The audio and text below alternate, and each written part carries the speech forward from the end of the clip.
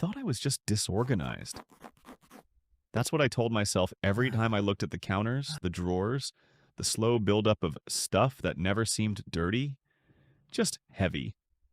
I believed the problem was motivation, that I needed more discipline, a better cleaning schedule, a stronger burst of willpower. But here's the uncomfortable truth almost nobody says out loud. The mess in your home is not a cleaning problem. It's a design problem. And most of us are living inside systems that quietly manufacture chaos every single day. We think bigger houses create peace. We think more storage equals more control. We think deep cleaning once a week is enough. It isn't. Because when your environment is built around reaction instead of prevention, you will always feel behind, and you will always feel tired. What changed everything for me wasn't effort. It was understanding how Japanese homes are built around calm, not cleanup. Here are 15 shifts that completely redefined how I think about space, clutter, and peace. And the last one is where everything clicks. 1. You think cleaning is about effort. It's actually about architecture. Most people believe cleaning is something you do. In Japan, cleaning is something you design. That's the difference. In many Western homes, we clean after the mess appears. We wipe when it spills. We vacuum when dust becomes visible. We organize only when drawers refuse to close. But in Japanese homes, every object already has a defined resting place. Every surface is intentionally minimal. Every tool exists to prevent buildup, not respond to it. Why this matters? If your home requires constant energy to maintain, it's not built for calm. It's built for crisis management. And crisis management, even in small forms, drains you. Almost nobody talks about this. Clutter isn't just visual noise. It's cognitive noise. When surfaces are overloaded, your brain never fully relaxes. It stays in low-level alert mode, scanning, processing, adjusting. You don't need to clean harder. You need your environment to stop working against you. And that starts with micro shifts. 2. The 10-second rule that prevents 2-hour cleaning sessions. Most people wait until something looks dirty. That's the mistake. There's a philosophy deeply embedded in Japanese life built on tiny, continuous improvements. Not dramatic resets, not motivational bursts. Tiny corrections. Wipe the sink immediately after brushing. Rinse the dish before setting it down. Fold the blanket the moment you stand up. Each action takes seconds, but those seconds stack. Here's why it works. When you complete micro actions instantly, your brain associates order with ease. You don't build emotional resistance. You don't let small tasks accumulate into something heavy. What happens in Western homes? We postpone. Postponed tasks gather friction. Friction builds avoidance. Avoidance builds clutter. And then Saturday becomes a war zone. The power of small immediate action isn't about perfection. It's about never letting disorder gain momentum. This is the part people miss. Chaos compounds. So does calm. 3. Why most cleaning products are solving the wrong problem. We think more products mean better hygiene, multiple sprays, specialty cleaners, air fresheners, deodorizers, surface treatments. But most of them are reactive tools. They fix symptoms, not systems. In Japanese homes, many solutions are preventative and simple. Drain catchers that stop food before pipes smell. Raised trays that keep bottles from creating mold rings. Thin cotton cloths that dry fast and don't leave residue. Instead of asking, "How do I clean this later?" they ask, "How do I stop this from becoming a problem?" This shift changes everything, because prevention reduces mental load. If your sink never clogs, you don't think about clogs. If your counters never gather bottle residue, you don't dread wiping. The goal isn't spotless perfection, it's frictionless maintenance. And frictionless systems create peace. 4. The ritual that turns cleaning into emotional reset. In the West, we treat cleaning like a chore, something to check off, something to rush through, but in Japan, there's a deeply embedded tradition of intentional, full environment cleaning. Not just to remove dust, but to reset energy. Windows opened, hidden corners addressed, drawers emptied fully, spaces aired out completely. Here's the psychological shift.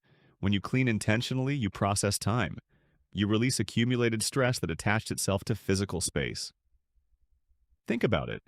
That cluttered drawer isn't just clutter, it's postponed decisions. Old receipts, unfinished thoughts. When you clear physical residue, you often clear mental residue too. This is why after deep intentional cleaning, your breathing changes. It's not just the air, it's the reduction of unresolved visual tension. And once you experience that reset, you stop seeing cleaning as punishment. You start seeing it as renewal. 5. What your trash says about your attention. Most people don't think about their trash. They toss and move on. But here's a powerful shift. When you slow down disposal, you slow down consumption. In parts of Japan, waste is sorted meticulously, not casually, intentionally. Why? Because when you physically separate what you throw away, you become aware of what you bring in. That yogurt cup becomes a decision. That packaging becomes visible. That impulse purchase becomes tangible waste. And awareness changes behavior. When throwing something away requires thought, buying it begins to require thought too. This isn't about environmental pressure. It's about psychological accountability.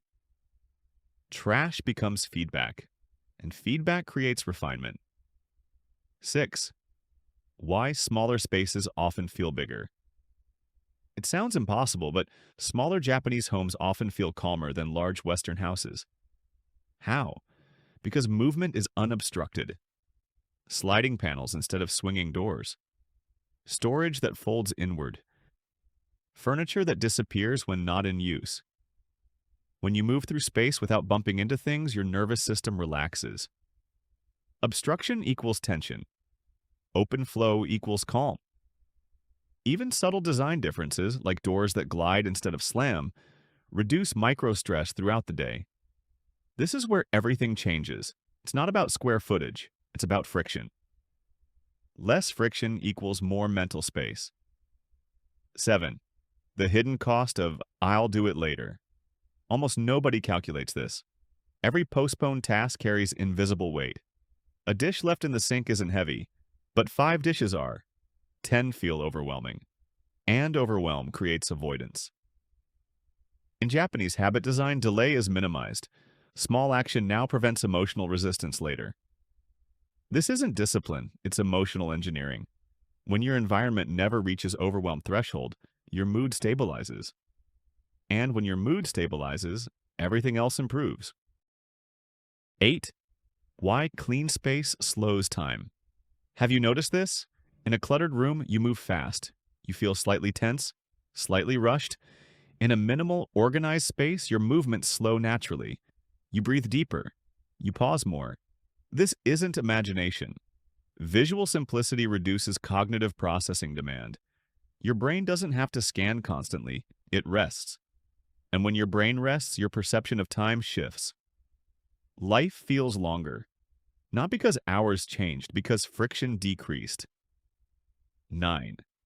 The respect principle. Most people skip. Here's something subtle. In many Japanese households, cleaning isn't rushed. It's deliberate. Sometimes even ceremonial. Not out of superstition, out of respect. When you treat your space with care, your relationship with it changes. You stop slamming drawers. You stop tossing items carelessly. You start placing instead of dropping. This behavioral shift creates stability. Respect for space becomes respect for routine, and routine builds calm. 10. Why perfection is the wrong goal. Most Western cleaning culture pushes extremes. Deep cleans, overhauls, massive resets. But perfection is exhausting. Japanese systems prioritize consistency over intensity. Small daily actions, occasional intentional resets, but no obsession. Because obsession creates pressure. Pressure creates burnout, and burnout recreates chaos. Progress beats perfection. Always. 11. The micro-win effect. When you wipe a surface immediately, you complete a loop. Completion triggers subtle satisfaction. That satisfaction reinforces behavior. Over time, your environment feels responsive. You act, it improves. You act again, it improves again. That feedback loop builds quiet confidence, and quiet confidence changes how you move through life. 12. Why storage should disappear. Bulky storage screams stuff. Integrated storage whispers space. When cabinets blend into walls, when bins slide quietly, when compartments feel intentional. Clutter doesn't visually dominate, and visual dominance is what overwhelms most people, not actual volume. Reduce visual noise, you reduce stress. 13. The morning reset that changes the entire day. Imagine waking up and wiping the sink immediately, folding the bedding instantly, opening a window for fresh air. 3 minutes. That's it. But now your day starts from order, not residue. Starting from order stabilizes decision-making. You feel slightly more in control. And small control compounds. 14. Why calm is built, not bought. We chase peace through upgrades, new homes, new organizers, new tools. But peace isn't a purchase, it's alignment. Alignment between how you move and how your space responds. When your environment supports your behavior, calm emerges naturally, not from effort, from design. 15. The one habit entry point. This is where everything becomes usable. You don't need 45 bins, you don't need sliding walls, you don't need to redesign your house. You need one shift.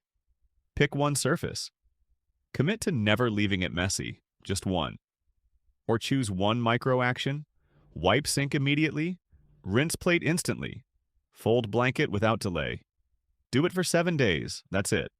Because calm accumulates through repetition, not intensity. And once you feel the difference, even slightly, your brain will crave it. The transformation doesn't happen in a dramatic weekend overhaul. It happens quietly. Through small, intelligent systems. Through respect. Through friction reduction. Through presence.